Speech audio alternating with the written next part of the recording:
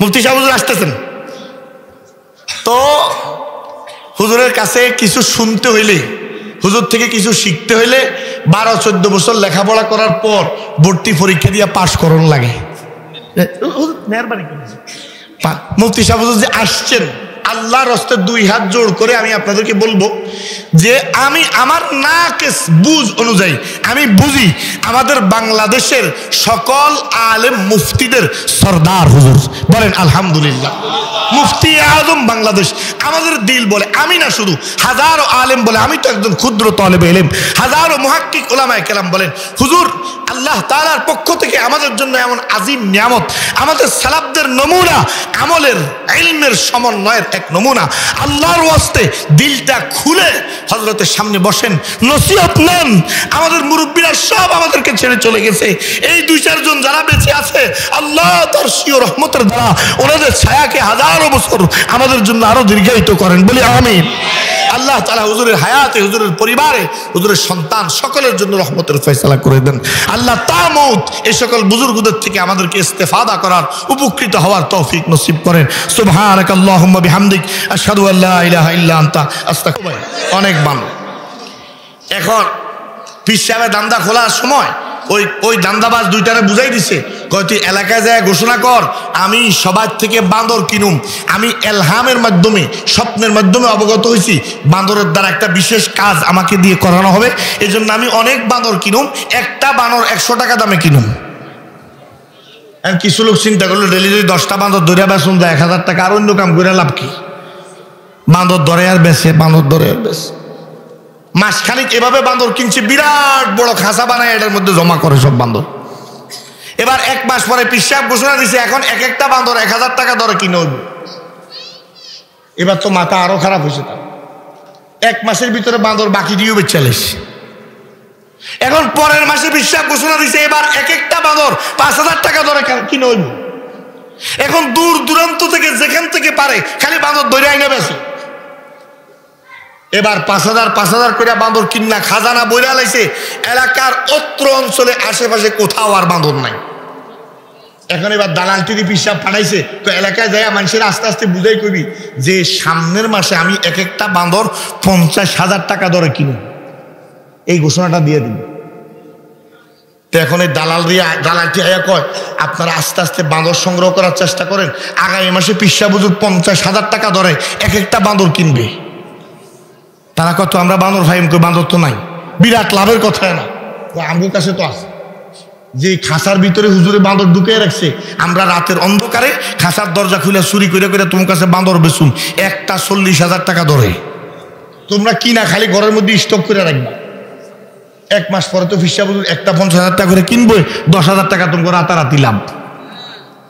তারা কথা তো ঠিক, যার কাছে যত পুঁজি আছে সব জমা কইরা রাতের অন্ধকারে দালালটির কাছে যায়, কেউ 10টা, কেউ 20টা, কেউ 30টা করে বান্দর হয় না, খালি বাড়ির মধ্যে স্টক করে এভাবে রাতের অন্ধকারে ওই দালালরা সব বান্দর বেচা হাজার কোটি টাকা একসাথে জমা কইরা পীর সাহেব সহভাগ্য গেছে। এখন বান্দরওয়ালা তো বান্দর লইয়া ঘরে বইয়া রয়েছে, কিনিন না তো আর না। আমার ভাই ওই এলাকার ওলামায়ে কেরাম কইছিল, এরে যেই জায়গায় বান্দর রাস্তায় পাওয়া যায় ওই জায়গায় 100 টাকার দরে, 1000 টাকার দরে, 5000 টাকার দরে যখন বান্দর কিনে নিশ্চয়ই এর মধ্যে কোনো খারাপ মতলব আছে, কুমতলব আছে। তোকে আল্লাহ দোয়া কামে যাস না। কয় মুলুবিরা তো আমগো বালা দেখতে পারে না, 2-4 পয়সা কামামো এটা সহ্য করতে পারে না, খালি আমগো ঘরে খাইতে পারে।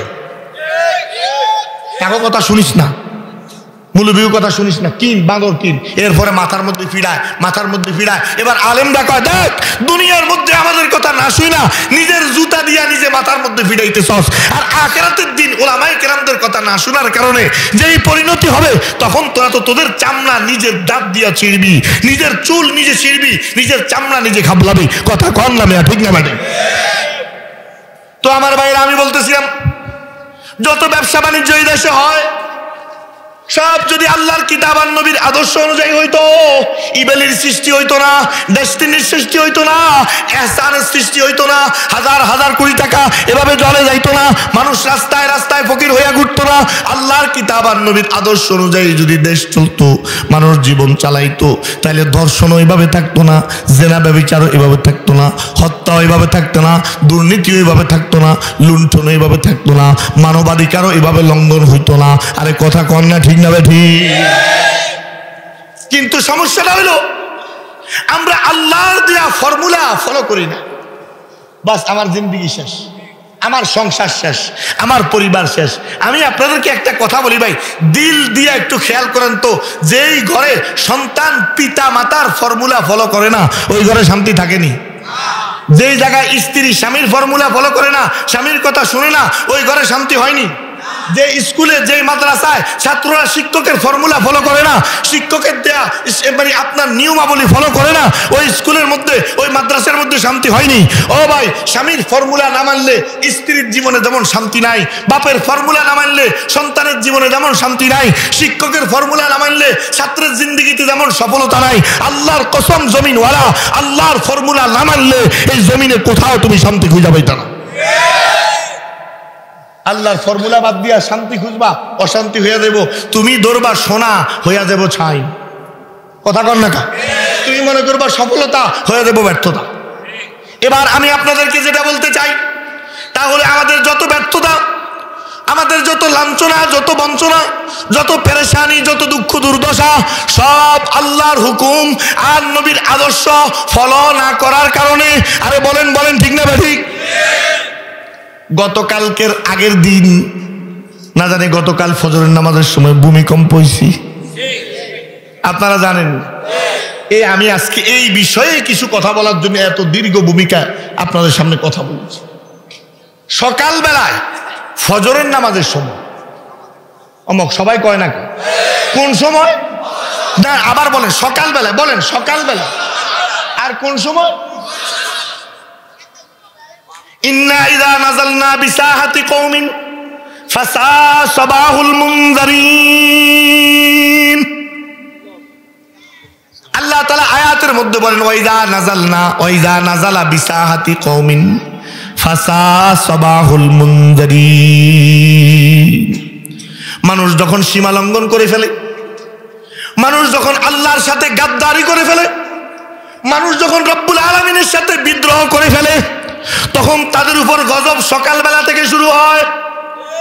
আরে ভাই বলেন না, কোন বেলা থেকে শুরু হয়?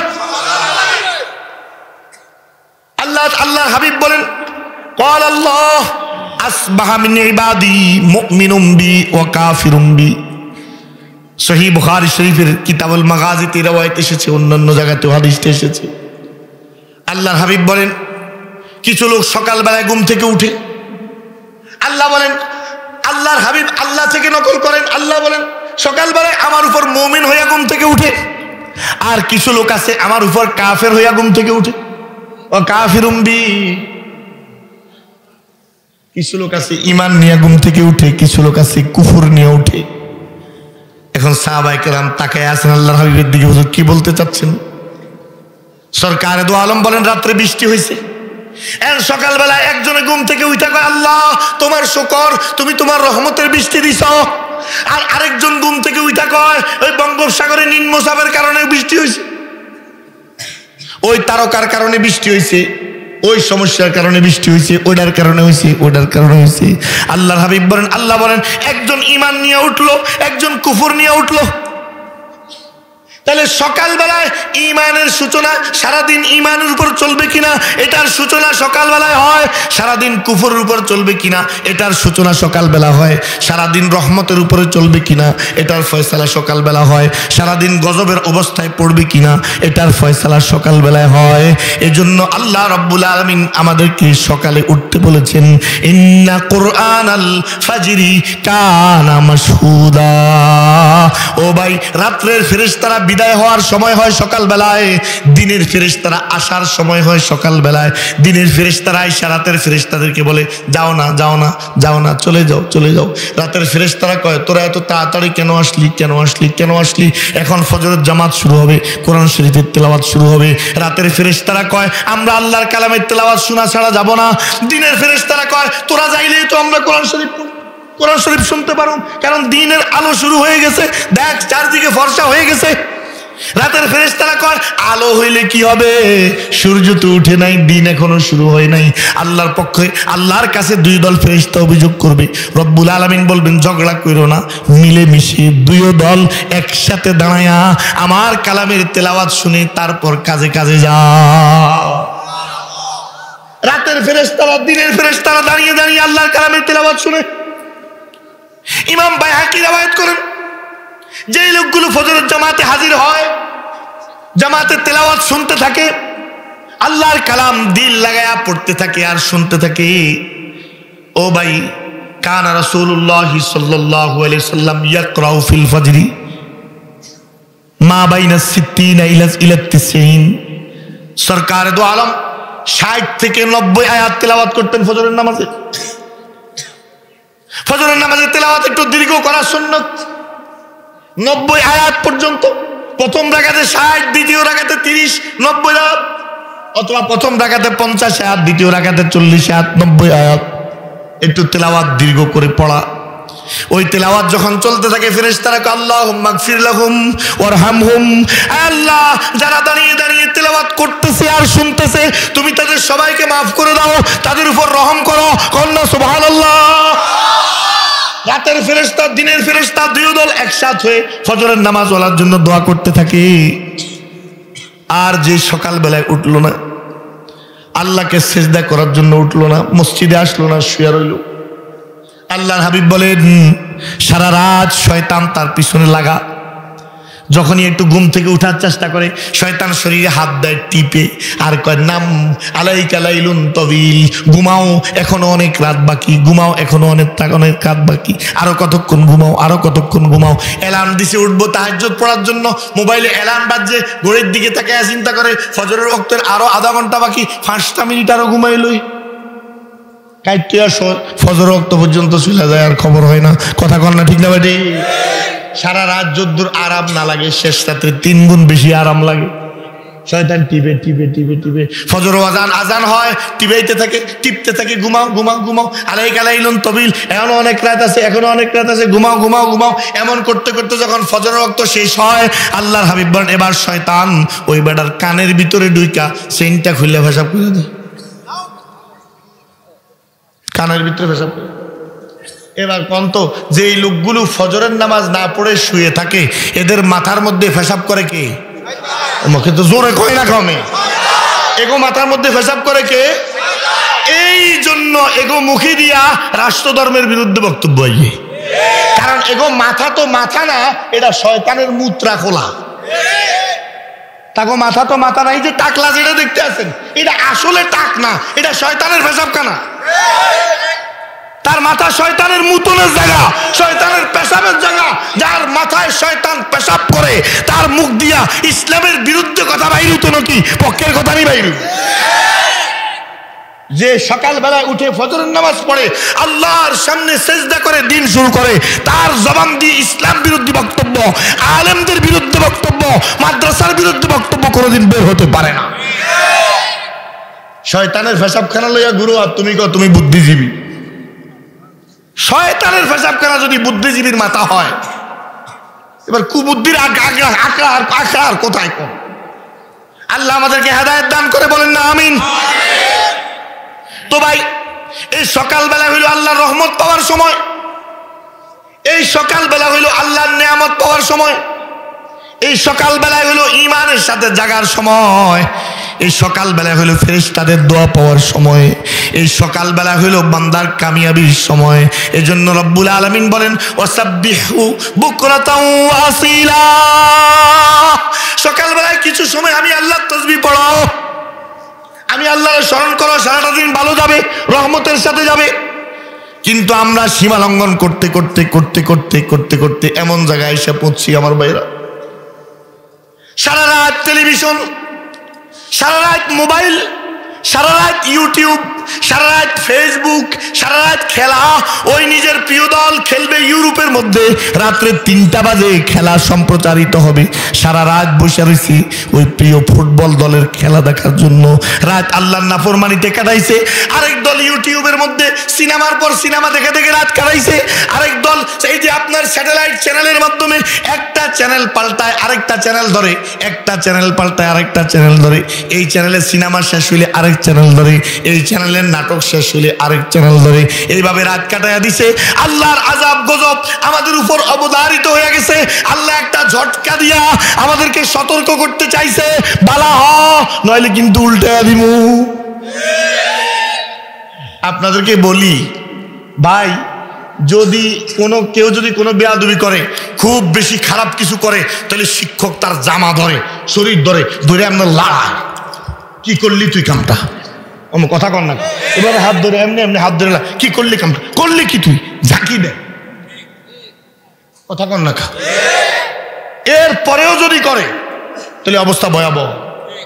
তো ঝাঁকি দেওয়ার সময় যদি ওই ছাত্র সঠিক ছাত্র হয়, সাথে সাথে স্যার আমারে মাফ করে দেন, হুজুর আমারে মাফ করে দেন, আর বেয়াদবি করতাম না, আর এই কাম করতাম না, আমারে ছেড়ে দেন, আমারে ছেড়ে দেন, তখন ছেড়ে দেন, কথা কর না।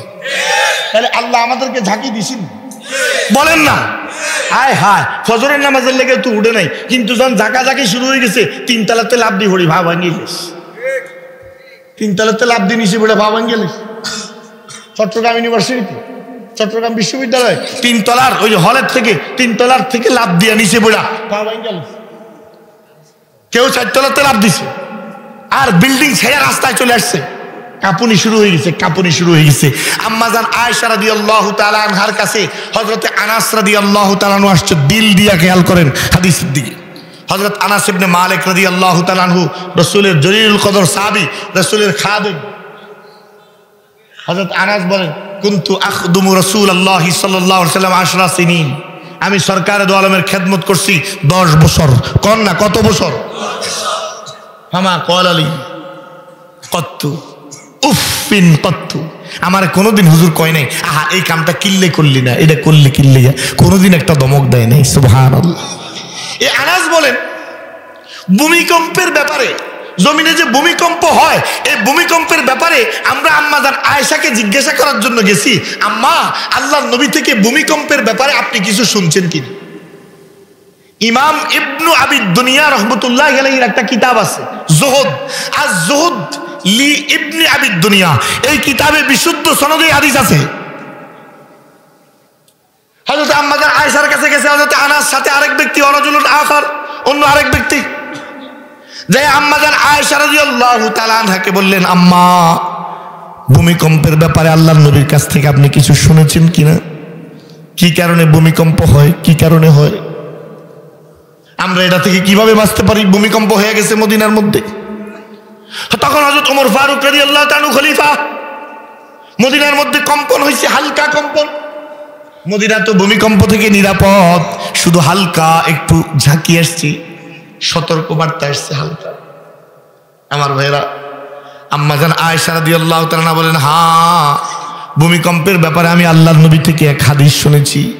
সরকারে দো আলম বলেন, যখন 4টা কাম করবে তখন জমিন কাঁপবে, জমিন কাঁপবে, আল্লাহ সিগন্যাল দিবে, জমিনে গজব আসবে। কয় কারণে? আরে ভাই জোরে কর না, কয় কারণে? ওয়াইদাস্তাবাহু জিনা, মানুষ যখন জিনার বৈধতা দেওয়া শুরু করবে, খালি জিনা করা না, জিনার সার্টিফিকেট দেওয়া শুরু করবে।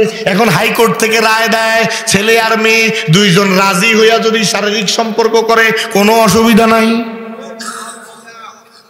খালি সমস্যা হইল যদি বাঘ বটোয়ারা না বনে, কোনো কথা কন না, যদি খালি হিসাবে না বনে।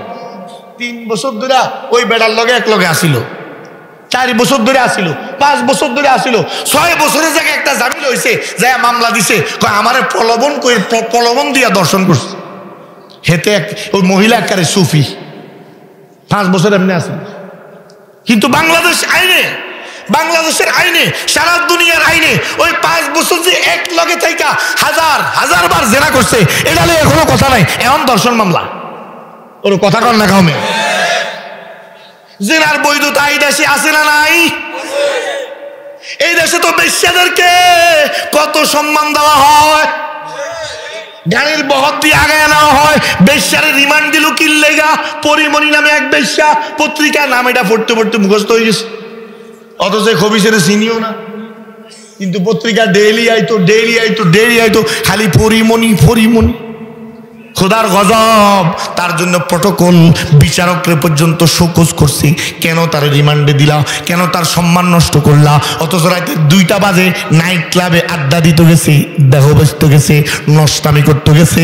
যেই দেশের মধ্যে বেশ্যাকে প্রটোকল দেওয়া হয়, যেই দেশের মধ্যে বেশ্যাকে মেডেল দেওয়া হয়, যেই দেশের মধ্যে পতিতালয়ের অনুমোদন দেওয়া হয়, যেই দেশের মধ্যে বলা হয় 2 জনের সম্মতিতে শারীরিক সম্পর্ক করলে কোনো অসুবিধা নাই, আম্মাজান আয়েশা বলে যখন এই অবস্থা তৈরি হবে, আল্লাহর হাবিব বলেছেন তখন ভূমিকম্প হবে। আরে ভাই, আপনারা কি আমার কথা বুঝতেছেন? অশরিবাতিল খুমুর বা অশরিবাতিল খামর, যখন বেশি বেশি মদ পান করা শুরু হবে, নেশা যখন বেড়ে যাবে, ও ভাই এমন এমন নতুন নতুন নেশা জাতীয় দ্রব্য আসতেছে যেগুলোর কল্পনাও আগের মানুষে করে নাই। কেউ কথা কয় না কাউ।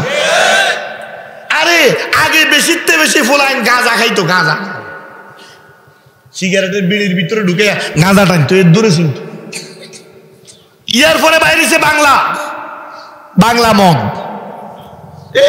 দুর্গন্ধ শুনছি আর কি, সস্তা দুর্গন্ধ। ইয়ার পরে বাইরেছি বিদেশি মদ, বিলেতি, বিদেশ থেকে আনিন না বালা বালা মদ। ইয়ার পরে হিরোইন বাইর হইল। তারপরে এখনকার জমানা হইল ইয়াবা ইয়াবা। এটারে আবার ইয়াবা কয় না, শরম লাগে, এটার নাম দিছে বাবা। এটার নাম দিছে কি দেখুন না, মুরাদনগরে এক ফোলারে পুলিশে ধরে দিছে থানা।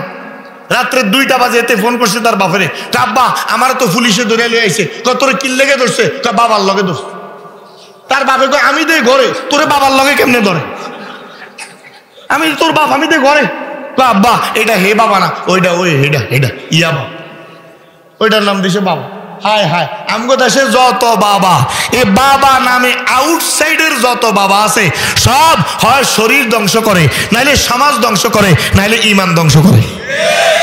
বন্ড বাবা, খাজা বাবা, আক্রোশী বাবা, কাদিয়ানি বাবা, দেওয়ান বাগি বাগা, কুত্তা শাহ বাবা, বিলাই শাহ বাবা, লাডুম শাহ বাবা, খেতা শাহ বাবা, আছে না নাই বলেন না? সব ইমান শেষ করে। আরে কি বাবা, ইমানও শেষ, শরীরও শেষ। আরেকটা তো জর্দা আছে, এটার নাম বাবা, এটারও ক্ষতি কোনো কম না। তাহলে বাবা নামে যা সব আঙ্গুরে গজব করতেছে। হিন্দু করে হাজার হাজার বছর ধরে মা নামে যা আছে এটি খাইতেছে। সরস্বতী মা, কালী মা, দুর্গা মা, কথা কন না, তা করে খায় মা, আঙ্গুরে খায় বাবা। ওই বাবার লাগে হারা জিন্দিগি কোরবান, কিন্তু জন্মদাতা বাবার কোনো খবর নাই। ওরে কথা কন না কাও ভাই।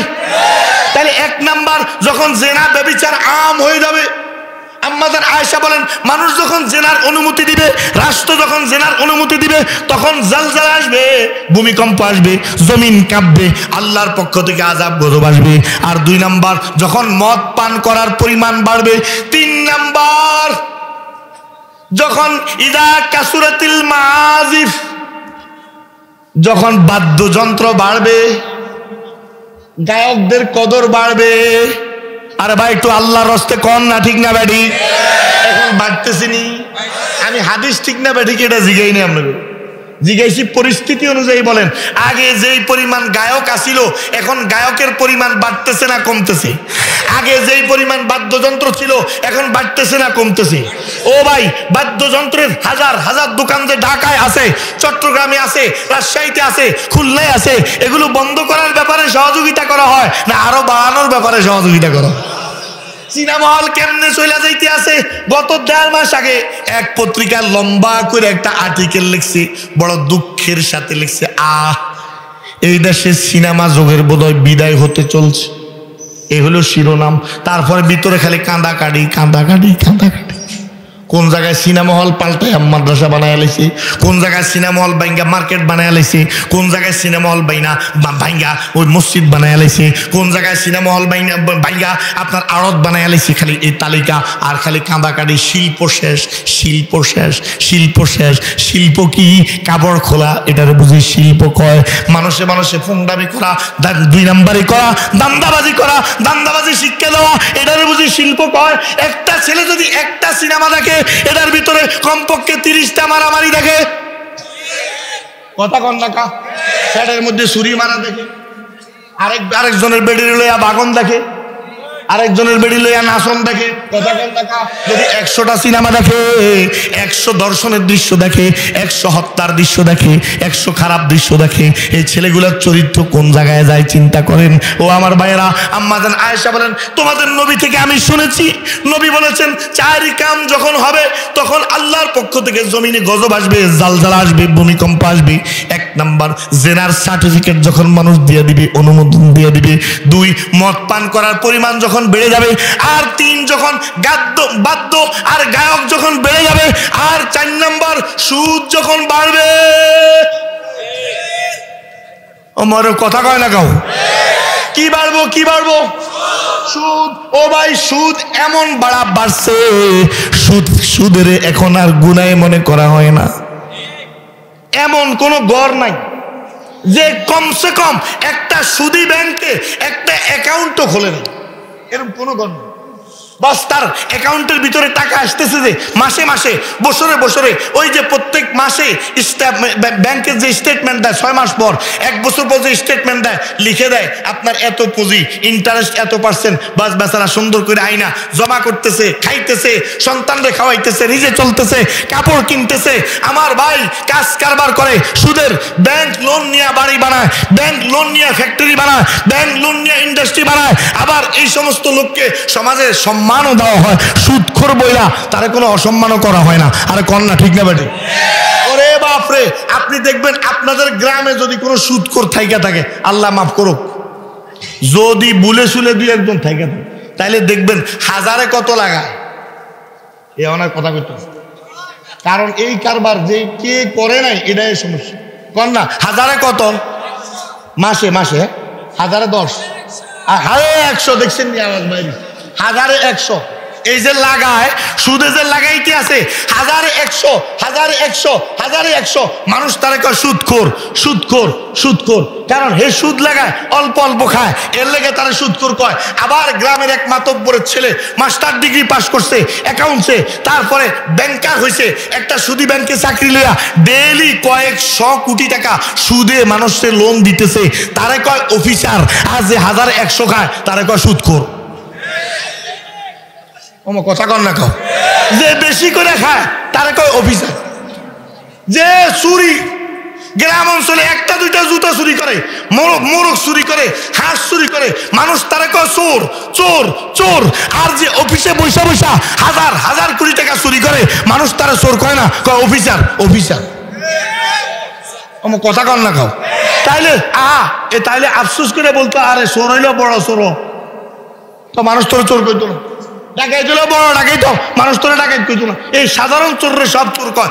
কন্যাইতে একটা জুতা চোর যদি ধরা পড়ে রে ভাই, এইটারে প্রত্যেকে কমসে কম একটা করে কনি দেওয়া নিজের উপর একটা ফরজ আমল মনে করে। একটা হইলেও দিব, কিন্তু সে নিজে জানে যে দেশের 1,000 কোটি টাকা, 500 কোটি টাকা 2 নাম্বার করে এই লোকটা খাইয়া লেছে। কিন্তু তারা দেখলে কয় সালাম আলাইকুম স্যার, কেমন আছেন? কথা কন ঠিক না বেঠিক? হায় হায় কি অবস্থা হলো। এবার এই যে 4টা অবস্থা, জেনা ব্যভিচার বেড়ে যাওয়া, মদ শরাব বেড়ে যাওয়া, আর বাদ্য গায়িকা বেড়ে যাওয়া, আর 4 নাম্বার সুদ বেড়ে যাওয়া।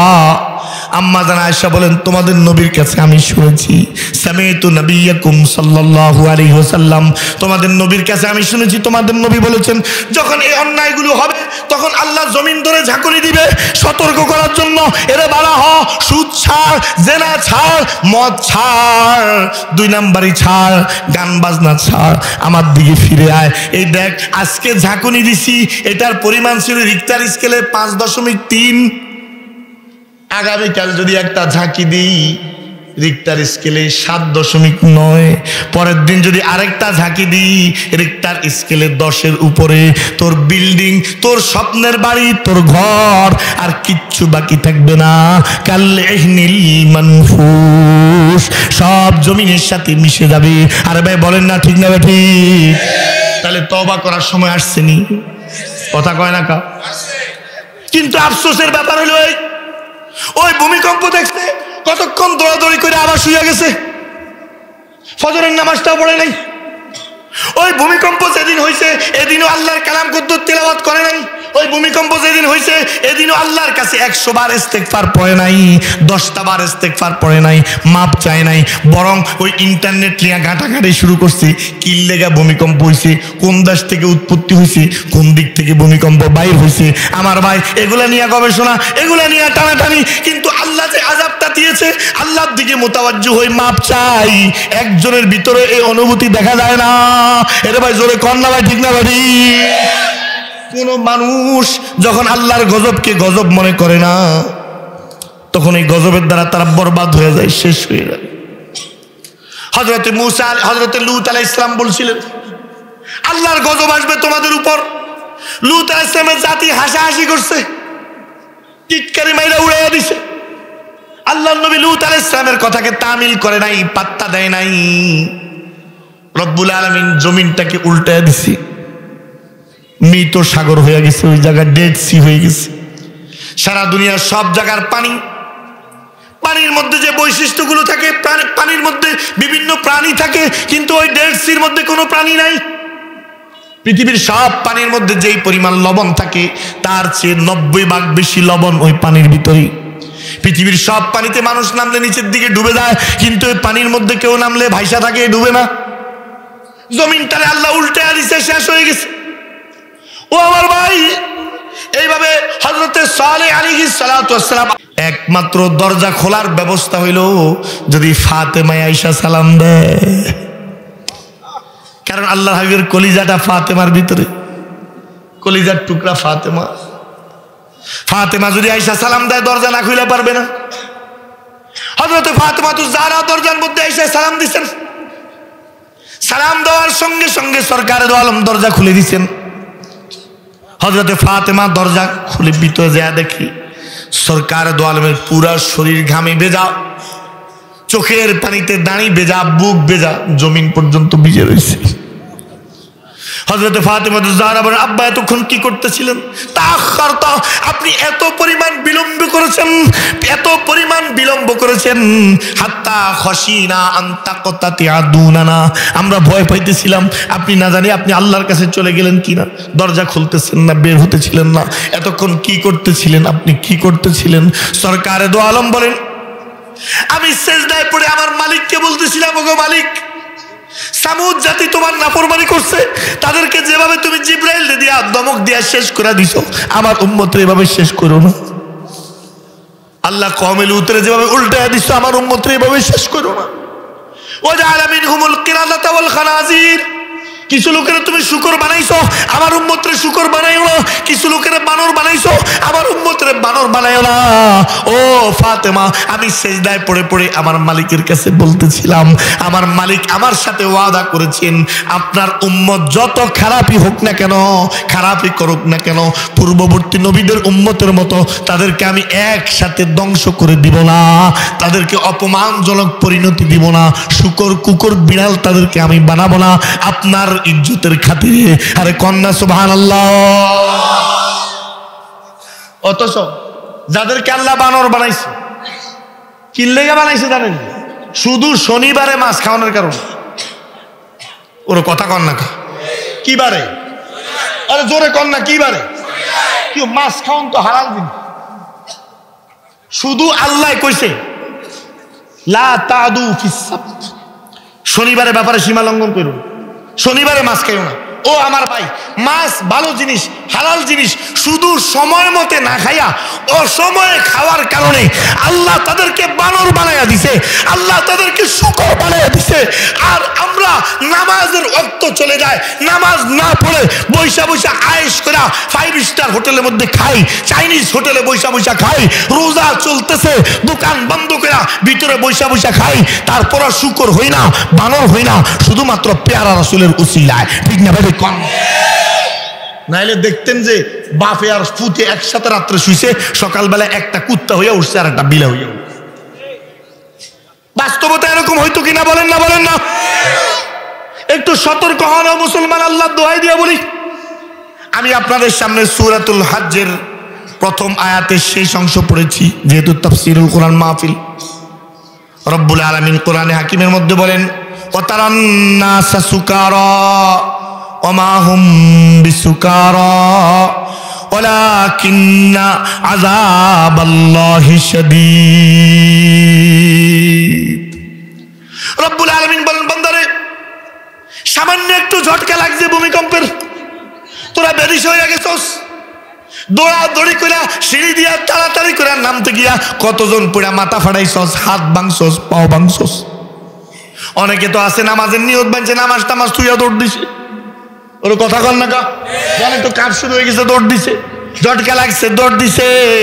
রব্বুল আলামিন বলেন, বান্দারে এই তো মাতালের মতো দুনিয়ার মধ্যে দৌড় দিলি সামান্য কম্পন আসার কারণে, কিন্তু মনে রাখিস ইন্না জালজালাতাস সাআতি শাইউন আযীম ইয়াওমা তারাউনাহা তাযহালু কুল্লু মুরদিআতিন আম্মা আরদাত ওয়া তাদাউ কুল্লু যাতি হামলিন হামলাহা ওয়া তারান নাসা সুকারা ওয়া মা হুম বিসুকারা ওয়ালাকিন্না আযাবাল্লাহি শাদীদ। রব্বুল আলামিন বলেন, সামান্য ঝটকা লাগার পর সন্তানের কথা তোর মনে নাই, জান বাঁচানোর লাগে তুই লাফ দিয়ে পড়ে গেছস। সামান্য ভূমিকম্পের আলামত দেখা বইয়ের খবর নাই, তুই দৌড় দিয়ে আগে বাইরে হয়ে গেছস। সামান্য ঝটকা লাগার পর সন্তানের খবর নাই, নিজের জান বাঁচাইতে দৌড় মারছস, নিজের বন্ধুর খবর নাই, জান বাঁচাইতে দৌড় মারছস।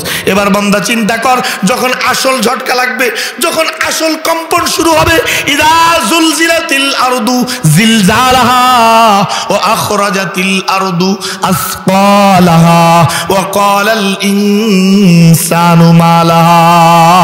যখন পাহাড় সমূহ ওয়াইজাল জিবালু সুইরাত, যখন পাহাড় সমূহ তুলার মতো উঠবে, এমন ঝটকা লাগবে, নিশানা থাকবে না, সব পাউডার হয়ে যাবে, সমুদ্রের পানিগুলো উতরে উঠে জমিনকে নিশ্চিহ্ন করে দিবে, তবাহ করে দিবে, বরবাদ করে দিবে। একটু কল্পনা করে দেখ সেদিন কি অবস্থা হবে। দুনিয়ার সামান্য ঝটকা লাগার পর ছেলে বুইলা গেছস, বউ বুইলা গেছস, ঘরের ভিতরে টাকা আছে, পয়সা আছে, ব্যাংক ব্যালেন্স আছে, ঘরের ভিতরে নগদ টাকা আছে, স্বর্ণরূপা আছে, কিচ্ছুর দিকে তোর খবর নাই, জান বাঁচানোর লেগে দৌড় দিছস। এই সামান্য ঝটকা লাগার পর তুই যে দৃশ্যটা দেখছস, আখিরাতের দৃশ্যটা, আরে কিয়ামতের দৃশ্যটার কথা একবার মনে কইরা নিজের সংশোধন করে এলো। যেই দোস্তের লেগে নাফরমানি করস, ওই দোস্ত তোর কোনো কাজে আসবে না। যে সন্তানের জন্য হারাম টাকা জমা করতেছস, এই সন্তান তোর দিকে ফিরেও তাকাবে না। যে স্ত্রীকে গহনা অলংকার দেওয়ার জন্য তুই বেড়া ওই বেড়া সুদের টাকা নিতেছস, ঘুষের টাকা নিতেছস, তোর বউ তো তোর দিকে ফিরেও তাকাবে না। একটু শিক্ষা গ্রহণ কর, তওবা কর, আমি আল্লাহর দিকে ফিরে আয়। আরে কন্যা ঠিক না বেঠি? হায় হায় রে মুসলমান, কিন্তু একবারও অনুভূতি আসে না ভিতরে। ইদা তুখিদাল ফাইউদিওয়ালা, ইদা তুখিদাল ফাইউদওয়ালা, দুই কেরাত আছে। والزكاة مغرما والأمانة مغنما وتعلم لغير الدين أطاع الرجل امرأته أقى أمه أدنى صديقه وأقصى أباه وظهرت القينات والمعازف وظهرت الأصوات في المساجد। سركار دو عالم بولن ويكسر الزنا ويكسر الرجال ويقل النساء وتقل النساء وفي روايات للبخاري ويكسر الحرج। সরকার দো আলম বলেন এই হাদিস কিছু অংশ তিরমিজির, কিছু বুখারীর। আল্লাহর হাবিব বলেন, যখন মানুষ রাষ্ট্রের সম্পদকে নিজের সম্পদ মনে করা শুরু করবে, ইদা তুখিদাল ফাইউদিওয়ালা, মেম্বার হইলে মনে করবে পুরা ওয়ার্ড আমার, যেমনে খাইতে পারি। চেয়ারম্যান হলে মনে করবে পুরা ইউনিয়ন আমার, যেমনে খাইতে পারি। যদি এমপি হয় মনে করবে পুরা আসন আমার, যেমনে খাইতে পারি। যখন জনগণের সম্পদকে নিজের সম্পদ মনে করা শুরু হবে, তখন কিয়ামত হবে, তখন জালজালা হবে, তখন ভূমিকম্প বাড়বে। এখন মনে হয় এই কাম নাই। শরম লাগছে নি আপনার নাই? ও যাকাতু মাগরামা, যখন মানুষ যাকাত দেওয়ারে জরিমানা মনে করে, যাকাত মানে হলো আমার পয়সা শেষ, আমার টাকা শেষ। অল আমানাতু মাগনামা, আর কেউ যদি আমানত রাখে এটারে গনিমত মনে করে খাইয়া লেব। 100 টাকা আমানত রাখছে, কতক্ষণ পরে কেউ আমার কাছে 100 টাকা দিছস, কোনো প্রমাণ আছে না, খাইয়া বই। অত উল্লিমা লিগাইরিদ দিন, 4 নাম্বার দিন শিখবে মানুষ দুনিয়া কামানোর লাগা। এই জাতীয় মৌলবী আছে না নাই? হুজুর কি চলে আসছে? আচ্ছা, আলহামদুলিল্লাহ। তো ভাই, আমি আপনাদেরকে শেষ কথা এতটুকুন বলি যে আসল প্রলয় আমাদের সামনে আসার আগে, আসল মুসিবত আমাদের সামনে আসার আগে তওবা করেন, আল্লাহর দিকে ফিরে আসেন, আল্লাহর গজব থেকে বাঁচার জন্য আল্লাহর আশ্রয়ে আসেন। সবাই বলি আমিন। আরে বলেন না আমিন।